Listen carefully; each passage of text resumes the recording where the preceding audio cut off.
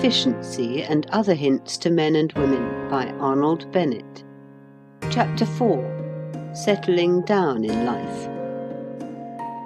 The other day, a well-known English novelist asked me how old I thought she was, really. Well, I said to myself, since she has asked for it, she shall have it. I will be as true to life as her novels.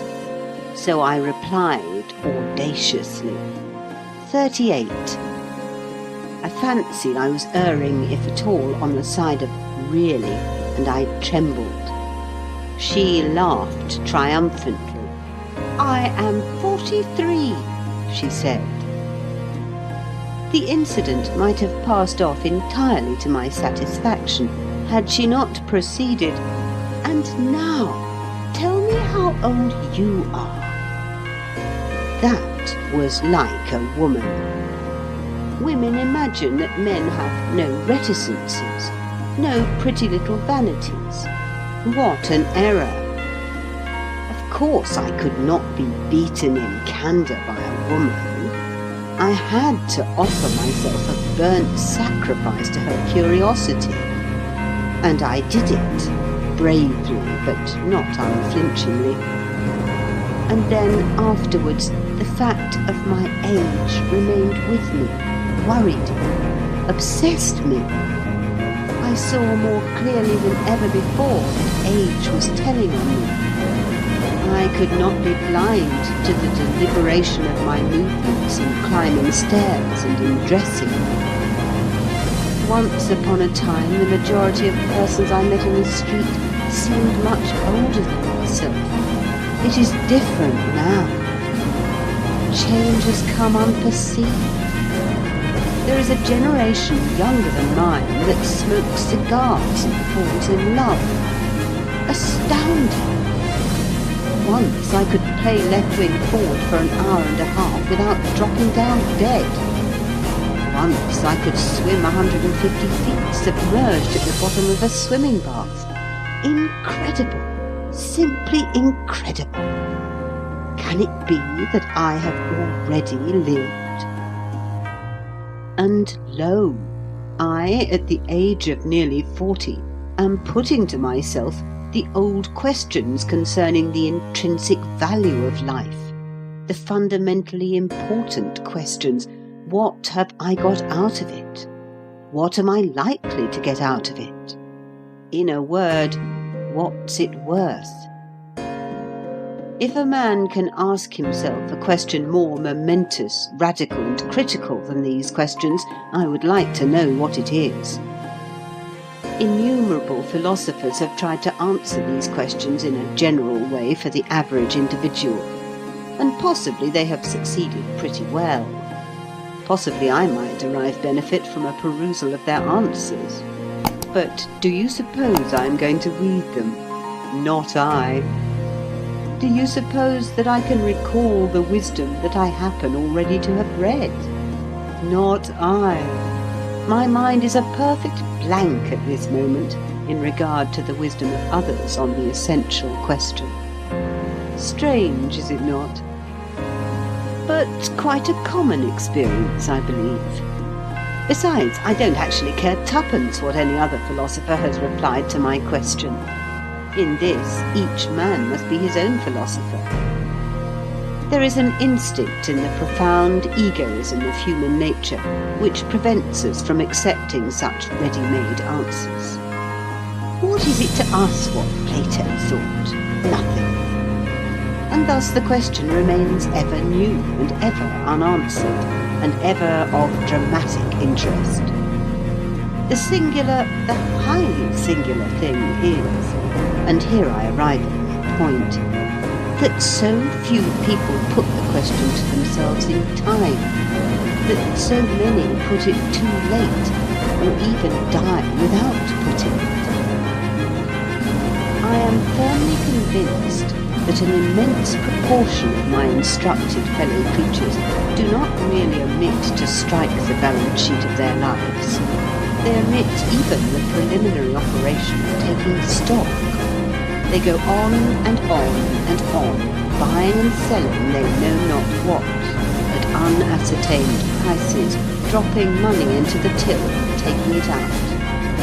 They don't know what goods are in the shop, nor what amount is in the till, but they have a clear impression that the living room behind the shop is by no means as luxurious and as well ventilated as they would like it to be.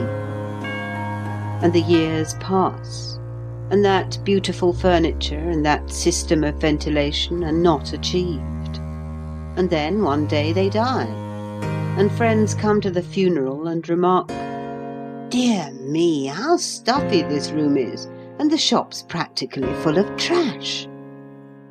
Or, some little time before they are dead, they stay later than usual in the shop one evening, and make up their minds to take stock and count the till, and the disillusion lays them low, and they struggle into the living room and murmur, "I shall never have that beautiful furniture, and I shall never have that system of ventilation. If I had known earlier, I would have at least got a few inexpensive cushions to go on with, and I would have put my fist through a pane in the window. But it's too late now. I'm used to Windsor chairs, and I should feel the draught horribly." If I were a preacher, and if I hadn't got more than enough to do in minding my own affairs, and if I could look anyone in the face and deny that I too had pursued for nearly 40 years the great British policy of muddling through and hoping for the best, in short, if things were not what they are, I would hire the Alhambra Theatre or Exeter Hall of a Sunday night, preferably the Alhambra, because more people would come to my entertainment, and I would invite all men and women over 26. I would supply the seething crowd with what they desired in the way of bodily refreshment, except spirits. I would draw the line at poisons.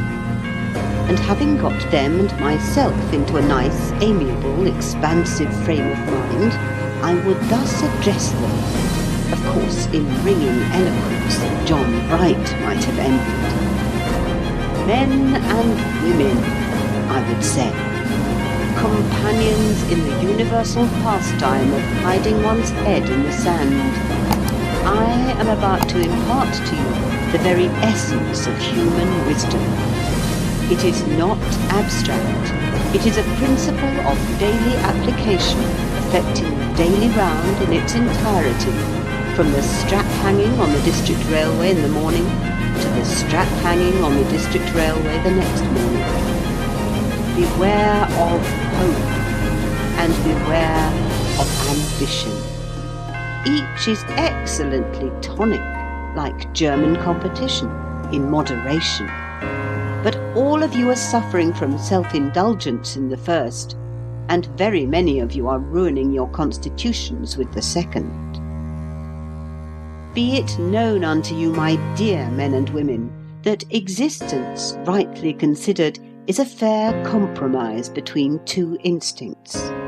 The instinct of hoping one day to live, and the instinct to live here and now. In most of you, the first instinct has simply got the other by the throat and is throttling it. Prepare to live by all means, but for heaven's sake do not forget to live. You will never have a better chance than you have at present. You may think you will have, but you are mistaken. Pardon this bluntness. Surely you are not so naive as to imagine that the road on the other side of that hill there is more beautiful than the piece you are now traversing. Hopes are never realized, for in the act of realization they become something else. Ambitions may be attained, but ambitions attained are rather like burnt coal. 90% of the heat generated has gone up the chimney instead of into the room. Nevertheless, indulge in hopes and ambitions which, though deceiving, are agreeable deceptions. Let them cheat you a lot, but do not let them cheat you too much. This that you are living now is life itself, It is much more life itself than that which you will be living 20 years hence. Grasp that truth. Dwell on it. Absorb it. Let it influence your conduct to the end that neither the present nor the future be neglected. You search for happiness. Happiness is chiefly a matter of temperament. It is exceedingly improbable that you will, by struggling, gain more happiness than you already possess. In fine, settle down at once into life. Loud cheers. The cheers would, of course, be for the refreshments. There is no doubt that the mass of the audience would consider that I had missed my vocation and ought to have been a caterer instead of a preacher. But once started, I would not be discouraged. I would keep on Sunday night after Sunday night. Our leading advertisers have richly proved that the public will believe anything if they are told of it often enough. I would practice iteration, always with refreshments. In the result, it would dawn upon the corporate mind that there was some glimmering of sense in my doctrine, and people would at last begin to perceive the folly of neglecting to savour the present, the folly of assuming that the future can be essentially different from the present, the fatuity of dying before they have begun to live. End of chapter 4.